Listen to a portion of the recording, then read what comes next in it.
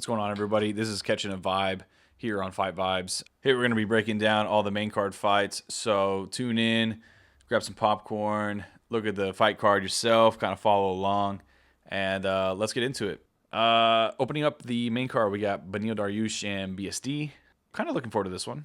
So I think Beneil is just going to kind of, again, prove that these veterans are just a bit too much for BSD. I just still can't believe the push that he got from beating Frivola to fighting Poirier. Like, that still just blows my mind. That one still fucking baffles me. But I think Beneil's just going to kind of be able to show that he knows what he's doing, that veteran experience. And I know maybe the whole thing with the BSD and Poirier fight was also the staph infection that BSD had, but I think Beneil's a better grappler. The stand-up will be interesting to kind of see on who's landing what shots and how hard they're landing. Because if BSD is able to really hit Benny, like, that could really cause trouble for. And now, if BSD decides to chase down to the ground, now that could be interesting because Benny could get a hold of him, then it turns into a grappling match. And I think, again, Benny has that advantage. If it's a standing match, I think it's pretty close. I just think that it's going to be tough for BSD to really kind of crack a code that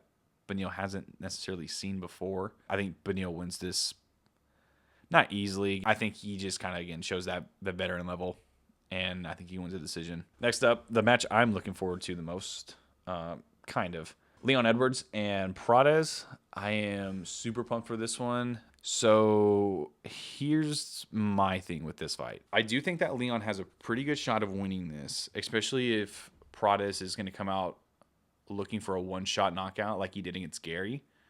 But here's the thing.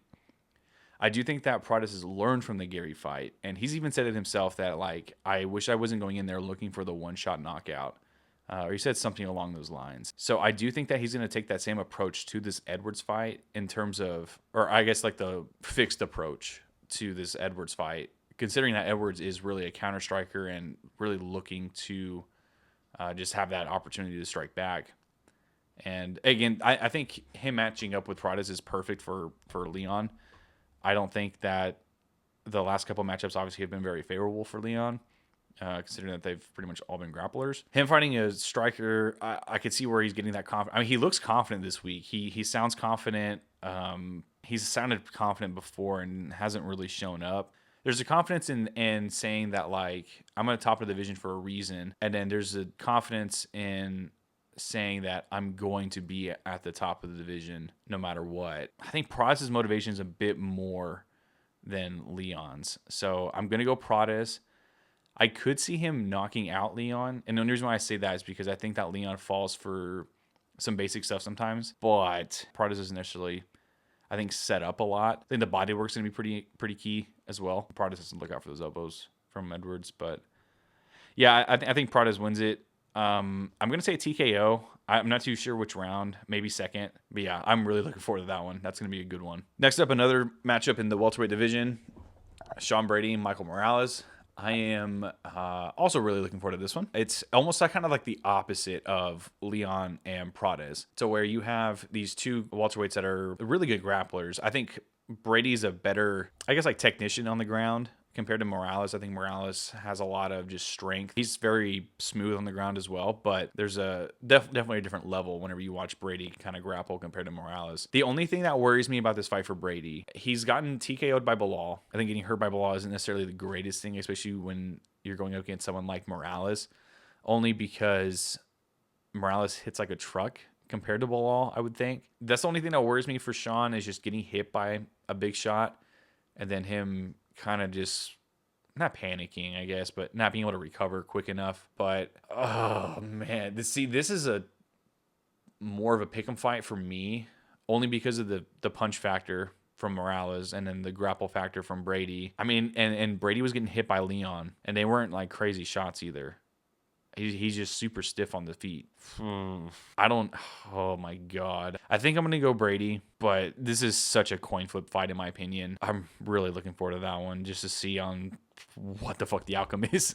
Then our co-main event, Valentina Shevchenko and Zhang Weili. I was kind of surprised that they didn't let Weili keep her belt for this fight. I think she's like one of the few right now that has really earned a double champ. I think Merab and Pantoja were really the only ones that deserved it. This fight's so tough to call. Valentina just hasn't looked like her old self. Weili's ground game has improved so much recently. I just don't think that's going to be a problem for Weili if Valentina chooses to wrestle. I think the striking is just going to be pretty even, but I think Weili might have the speed advantage a little bit. The only thing that worries me is how is Weili going to fight with that extra 10 pounds? She trains probably so heavy. Fighting at strawweight at 115, she's probably in her training camps. She probably hits around like 140 if I had to guess. Let's look it up.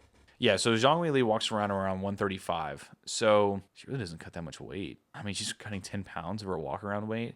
I wonder if she gained mass for this fight, to kind of balance it out. I don't know. On the scale, she didn't look that drained, so maybe she really didn't. Maybe she gained like another 5 pounds, like where she's like 140 now. Because I'm sure she didn't want to add on too much mass to where that would actually hinder her in the fight. But no, she looks good on the scales. I think Weili is going to be the more fresher fighter. I think the hungrier fighter as well.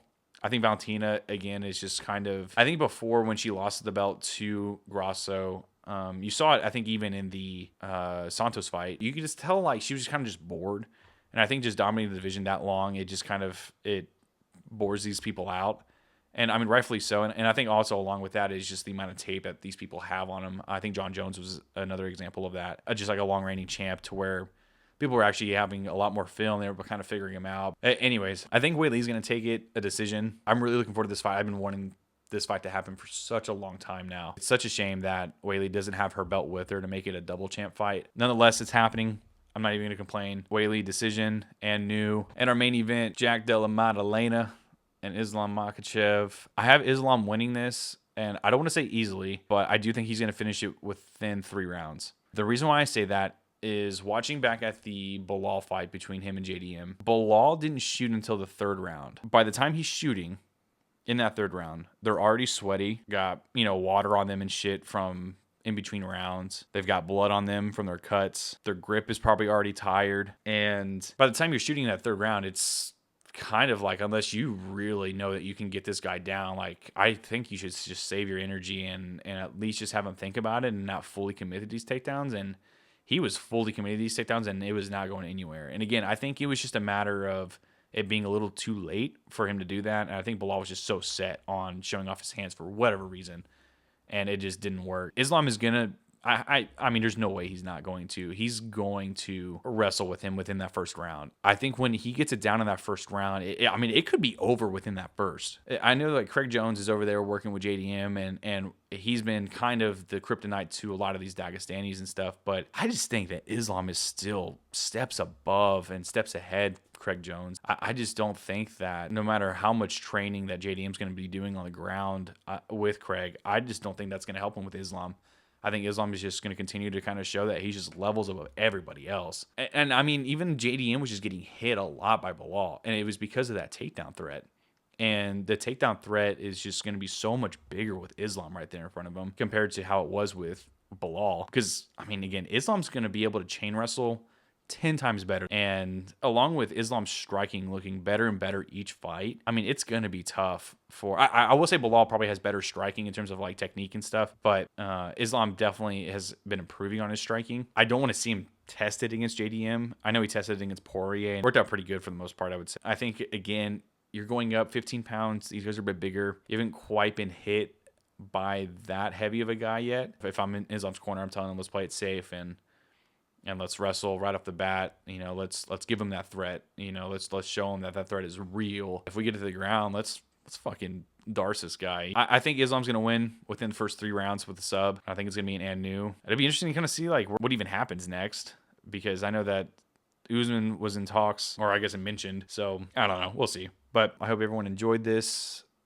and be sure to check out our podcast. We just had an episode come out on Wednesday. So be sure to check that out and like and subscribe if you can, please. And enjoy the card this weekend. Stay safe. I'll see you around.